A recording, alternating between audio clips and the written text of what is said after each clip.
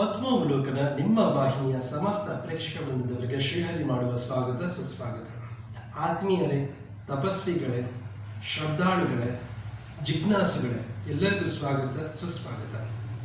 ಕನ್ನಡ ಸಾರಸ್ವತ ಜಗತ್ತಿನ ಮೇರು ಸದೃಶ ವ್ಯಕ್ತಿತ್ವದ ಅಪ್ರತಿಮ ಮಾನವವಾದಿ, ಕಲಾರಾಧಕ, ಸಾಹಿತ್ಯ ಸೃಷ್ಟಿಕರ್ತ, ನಡೆದಾಡುವ ವಿಶ್ವಕೋಶ ಅಂತಂದರೆ ಅದು ನಮ್ಮ ಕಡಲ ತಡಿಯ ಭಾರ್ಗವ ಡಾಕ್ಟರ್ ಕೋಟ ಶಿವರಾಮ ಕಾರಂತರು. ಕಡಲಿಗೆ ಕಡಲೆ ಹೋಲಿಕೆ, ಗಗನಕ್ಕೆ ಗಗನವೇ ಹೋಲಿಕೆ ಎಂಬಂತೆ ಶಿವರಾಮ ಕಾರಂತರಿಗೆ ಕಾರಂತರೇ ಹೋಲಿಕೆ.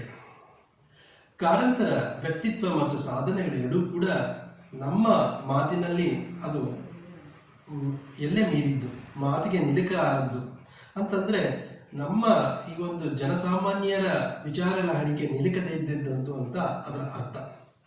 ಒಬ್ಬ ವ್ಯಕ್ತಿ ತನ್ನ ಜೀವಿತಾವಧಿಯಲ್ಲಿ ಇಷ್ಟೆಲ್ಲ ಸಾಧನೆಯನ್ನು ಮಾಡಲು ಸಾಧ್ಯವೇ ಇಲ್ಲ ಎಂದುಕೊಂಡಂತೆ ನಮ್ಮ ಯುವ ಜನತೆಗೆ ಬಡಿದೆಬ್ಬಿಸುವ ರೀತಿಯಲ್ಲಿ, ಚಾಟಿ ಬೀಸುವ ರೀತಿಯಲ್ಲಿ ಶಿವರಾಮ ಕಾರಂತರು ನಡೆದು ತೋರಿಸಿಕೊಟ್ಟರಲ್ಲ, ಅವರ ವ್ಯಕ್ತಿತ್ವ, ಅವರ ಸಾಧನೆ ಬಹಳ ದೊಡ್ಡ ಎತ್ತರ ಮಟ್ಟದಂಥದ್ದು.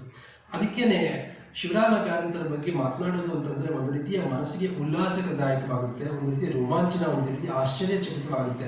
ಹೀಗಾಗಿ ಕಾರಂತರ ಬಗ್ಗೆ ನಾನು ಏನನ್ನಾದರೂ ಮಾತನಾಡಲು ಹೊರಟೆ ಅಂತಂದರೆ ಕಡಲನ್ನು ಬೊಗಸಿಯಲ್ಲಿ ಹಿಡಿದಷ್ಟು ಮಾತ್ರ ನಮಗೆ ಅದು ಒಂದು ರೀತಿ ಅಭಿಲಾಭ ಅನಿಸುತ್ತದೆ. ಅದನ್ನು ನಾನು ಮನದಟ್ಟು ಮಾಡಿಕೊಂಡು ನಾನು ನಿಮ್ಮ ಮುಂದೆ ಮಾತನಾಡ್ತಾ ಇದ್ದೇನೆ. 1902ನೇ ಇಸ್ವಿ ಅಕ್ಟೋಬರ್ 10ನೇ ತಾರೀಕಿನಂದು ದಕ್ಷಿಣ ಕನ್ನಡ ಜಿಲ್ಲೆಯ ಕೋಟ ಎಂಬಲ್ಲಿ ಜನಿಸಿದ ಶಿವರಾಮ ಕಾರಂತರು ತಮ್ಮ ಜೀವನವನ್ನು ಹುಚ್ಚು ಮನಸ್ಸಿನ 10 ಮುಖಗಳು ಎಂದು ಕರೆದುಕೊಂಡಿದ್ದರು. ಧೀಮಂತರಾದ ಅವರ ಸಾಧನೆ ಸಿದ್ಧಿಗಳೆರಡೂ ಕೂಡ ಬಹುಮುಖ ಪ್ರತಿಭೆಯಿಂದ ಕೂಡಿದ್ದಂಥದ್ದು. ಇದಕ್ಕೆ ಏನೋ ಒಂದು ನಾಣ್ಣುಡಿ ಇದೆ, ಆಡು ಮುಟ್ಟಿದ ಸೊಪ್ಪಿಲ್ಲ, ಶಿವರಾಮ ಕಾರಂತರು ಕೈಯಾಡಿಸಿದ ಕ್ಷೇತ್ರ ಇಲ್ಲ ಎಂಬುದು ಒಂದು ದೊಡ್ಡ ನಾಣ್ಣುಡಿಯೇ ಬೆಳೆದು ಪ್ರಚಲಿತದಲ್ಲಿದೆ.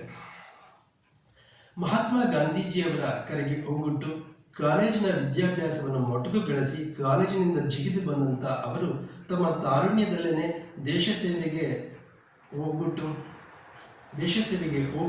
ಖಾದಿ ಪ್ರಚಾರ, ಮದ್ಯಪಾನ ನಿಷೇಧ ಚಳವಳಿ, ಸ್ವದೇಶಿ ಚಳವಳಿಗಳಂತಹ ಹಲವಾರು ಚಟುವಟಿಕೆಗಳಲ್ಲಿ ತಮ್ಮನ್ನು ತಾವು ತೊಡಗಿಸಿಕೊಳ್ಳದೆ ಸಾಕಷ್ಟು ತೊಡಗಿಸಿಕೊಳ್ಳದೆ ಭ್ರಮನಿರಸನಗೊಂಡಂತಾದ ಅವರ ಮನಸ್ಸು ಸಾಕಷ್ಟು ವಿಚಾರಗಳಲ್ಲಿ ತೊಡಗಿಸಿಕೊಂಡಂಥ ಅವರು ಭ್ರಮನಿರಸನಗೊಂಡಂತಾಗಿ ಕೆಲವು ವಿಚಾರ ಲಹರಿಯಲ್ಲಿ ಅವರು ತಮ್ಮದೇ ಆದ ನಿಲುವನ್ನು ತಾಳಿ ಪ್ರಾಮಾಣಿಕತೆಗೆ, ಪಾರದರ್ಶಕತೆಯಾಗಿ ಮೆರೆದವರು. ದಿಟವನ್ನು ದಿಟ್ಟತನದಿಂದ ನುಡಿಯುವುದೇ ಕಾರಂತತನ ಎಂಬಂತೆ ನುಡಿದಂತೆ ನಡೆದವರು, ನಡೆದಂತೆ ನುಡಿದವರು. ಇದು ಬಹಳ ಮುಖ್ಯ. ನುಡಿದಂತೆ ನಡೆದವರು, ನಡೆದಂತೆ ನುಡಿದವರು.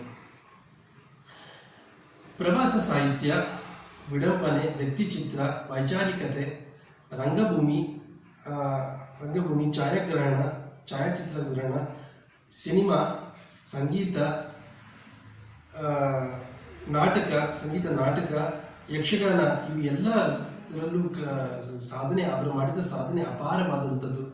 ಸದಾ ಕಾಲಿಗೆ ಚಕ್ರ ಕಟ್ಟಿಕೊಂಡಂತೆ ಸದಾ ಸೃಜನಶೀಲರಾಗಿರುತ್ತಿದ್ದ ಅವರು ಅವರ ಒಂದು ದಂತಕಥೆಯೋ ಅವರ ಒಂದು ಪವಾಡ ಪುರುಷ ಎಂಬಂತೆ ಹೇಳಿದರೂ ಒಂದು ರೀತಿಯ ಆಶ್ಚರ್ಯ ಏನೂ ಇಲ್ಲ. ಸರಸಮ್ಮನ ಸಮಾಧಿ, ಕುಡಿಯಾರ ಕೂಸು, ಶನೈಶ್ಚರನ ನೆರಳಿನಲ್ಲಿ, ಮೊಗ ಪಡೆದ ಮನ, ಬೆಟ್ಟದ ಜೀವ, ಅಳಿದ ಮೇಲೆ, ಇವರ ಈ ಒಂದು ಕಾದಂಬರಿಗಳು ಕಾರಂತರ ಹೆಸರನ್ನು ಚಿರಸ್ಥಾಯಿಗೊಳಿಸಬಲ್ಲಂಥದ್ದು. ನಾಟಕ, ವಿಡಂಬನೆ, ವ್ಯಕ್ತಿಚಿತ್ರ ಎಂಬಂಥ ಸಾಹಿತ್ಯದ ಎಲ್ಲ ಪ್ರಕಾರಗಳಲ್ಲೂ ಕೈಯಾಡಿಸಿದ ಅವರು ನಾಟಕ ಸಾಹಿತ್ಯವಲ್ಲದ ಕ್ಷೇತ್ರವಾದ ನೃತ್ಯ, ಸಂಗೀತ, ಭರತನಾಟ್ಯ, ನೃತ್ಯ ಸಂಗೀತ, ಯಕ್ಷಗಾನದಲ್ಲೂ ಕೂಡ ತಮ್ಮ ಛಾಪನ್ನು ಮೂಡಿಸಿದಲ್ಲಿ ಕಾರಂತರ ಅಗ್ರಗಣ್ಯ ಸ್ಥಾನದವರು. ಅಂತೂ ಶಿವರಾಮ ಕಾರಂತರ ಈ ಒಂದು ಅವರ ಕಾದಂಬರಿಗಳಲ್ಲಿ ಸೃಷ್ಟಿಸಿದಂತಹ ಸರಸ್ವತಿ ಪಾತ್ರ ಇರ್ಬೋದು, ಪಾರ್ವತಿ ಪಾತ್ರ ಇರ್ಬೋದು, ಇವೆಲ್ಲ ತಾವು ಯಾವಾಗಲೂ ಅನಾಸ್ತಿಕ ಅಂತ ಹೇಳಿಕೊಂಡಿದ್ದ ಅವರು ಆಸ್ತಿಕ ಪಾತ್ರಗಳಾದಂಥ ಪಾರ್ವತಿ, ಸರಸ್ವತಿಗಳಂಥ ಶ್ರದ್ಧೆಯುಳ್ಳ ಪಾತ್ರಗಳನ್ನು ಯಾವಾಗಲೂ ಖಂಡಿಸಿದವರಲ್ಲ. ಆಷಾಢಭೂತಿತನ ಕಂಡೊಡನೆ ಸಿಟ್ಟಿ ಕೇಳುತ್ತಿದ್ದ ಕಾರಂತರು ಧರ್ಮ ಬೋಧನೆ ಅಂತಂದರೆ ಒಂದು ಧರ್ಮ ಬೋಧನೆಯನ್ನು ಅದು ಕೇವಲ ಮಾತಿನಲ್ಲಿ ಇರಕೂಡದು, ಅದು ಆಚರಣೆ, ದೈನಂದಿನ ಆಚರಣೆಗೆ ಇರಬೇಕು ಅಂತ ಹೇಳಿ ಬಾಳ್ವೆಯ ಬೆಳಕು ಎಂದು ಸದಾ ಪ್ರಾಚಾರ್ಯಗೊಳಿಸಿದಂಥದ್ದು ಕಾರಂತರ ಒಂದು ವ್ಯಕ್ತಿತ್ವ. ಶಿವರಾಮ ಕಾರಂತರಿಗೆ ಬೆನ್ನು ಹಿಡಿದು ಬಂದ ಪ್ರಶಸ್ತಿಗಳ ಲೆಕ್ಕವೇ ಇಲ್ಲ. ಜ್ಞಾನಪೀಠ ಪ್ರಶಸ್ತಿ, ಪದ್ಮಭೂಷಣ ಪ್ರಶಸ್ತಿ ಹೀಗೆ ಹಲವಾರು ಸಾಹಿತ್ಯ ಪ್ರಶಸ್ತಿಗಳು ಲಭಿಸಿದ್ದರೂ ತುರ್ತು ಪರಿಸ್ಥಿತಿ ಹೇಳಲ್ಪಟ್ಟಾಗ ತಮಗೆ ಬಂದಿದ್ದಂತಹ ಪದ್ಮಭೂಷಣ ಪ್ರಶಸ್ತಿಯನ್ನು ಹಿಂದಕ್ಕೆ ಎಸೆದ್ರಲ್ಲ, ಅದು ಕಾರಂತರ ದಿಟ್ಟತನ. ಇದು ಯಾವ ಮನುಷ್ಯನು ತನಗೆ ಬಂದಂಥ ಪ್ರಶಸ್ತಿಯನ್ನು ಕೊಡಲಿಕ್ಕೆ, ಯಾರಿಗೂ ವಾಪಸ್ ಕೊಡಲಿಕ್ಕೆ ಯಾರೂ